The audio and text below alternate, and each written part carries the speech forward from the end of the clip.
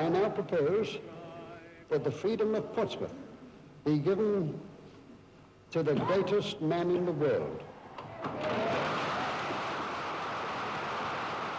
Wherever he went, Churchill received decorations and honors. He still gloried in his fame as the great war leader. It was an act.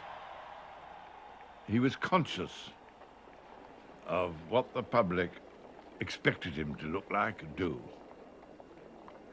If they expected him to hold up 2 fingers in a salute, he would hold it, 2 fingers in a salute.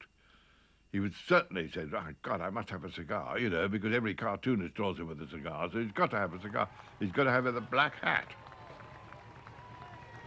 It was V for victory, you see. It was like that, but that's considered rather rude. And so he always to turn around and do it that way. We have but to cast away, by an effort of will, the enfeebling tendencies and fallacies of socialism and free ourselves from socialist rule, and never shall we fail in exertion and resolve.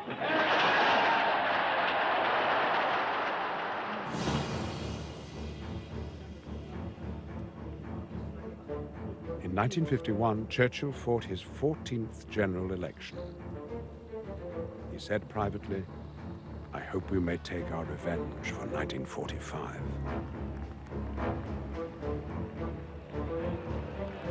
Labour branded him a warmonger.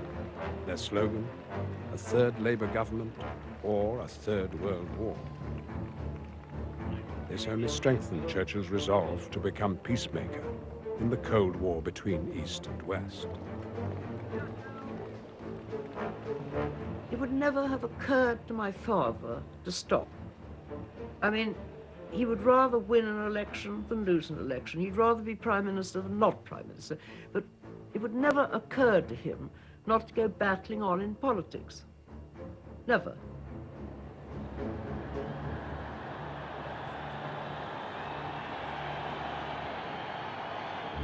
He was very excited. I think he always felt he would win. And of course, by the early hours of the morning, it was quite apparent that the Conservatives would be the next government.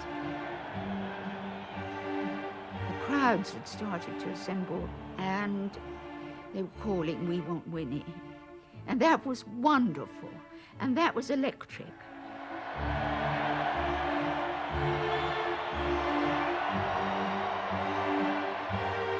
Well, ladies and gentlemen, there's only one thing I can possibly say now. It's 3 cheers for Winston Churchill. Hooray! 1 month short of his 77th birthday, Churchill became Prime Minister for a second time.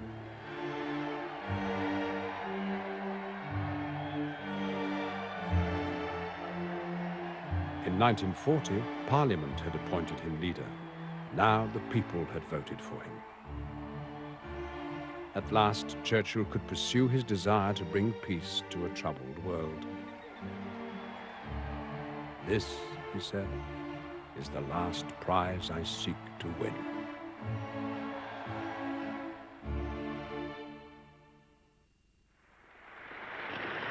What was the first thing they promised us if a Conservative government was elected? War!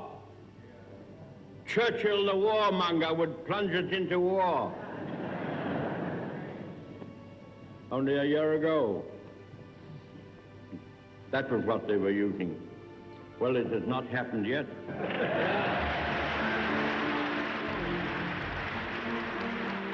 In 1951, Winston Churchill was Prime Minister again. He was 77. His second premiership began rather like his first, 11 years earlier. He appointed himself Minister of Defense and formed a cabinet of old friends and colleagues. New members of the number 10 team were greeted with suspicion.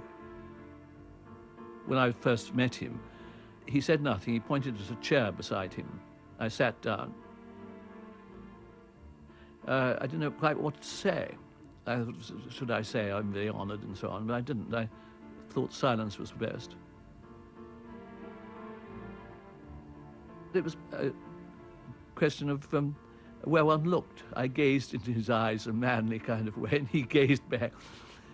And so I unfocused my eyes. It must have given an impression of myopia or drunkenness.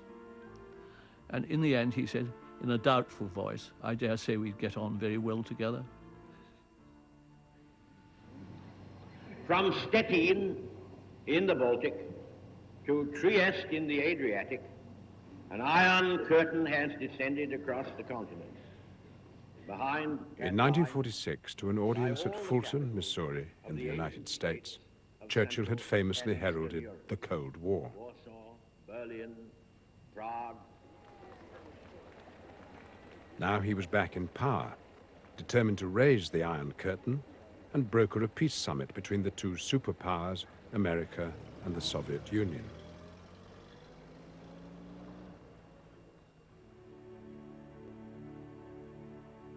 On the 5th of March 1953, Churchill's morning routine of breakfast and paperwork in bed was interrupted by news of the death of Stalin. New men have obtained supreme power in Moscow. Is there a new breeze blowing on the tormented world?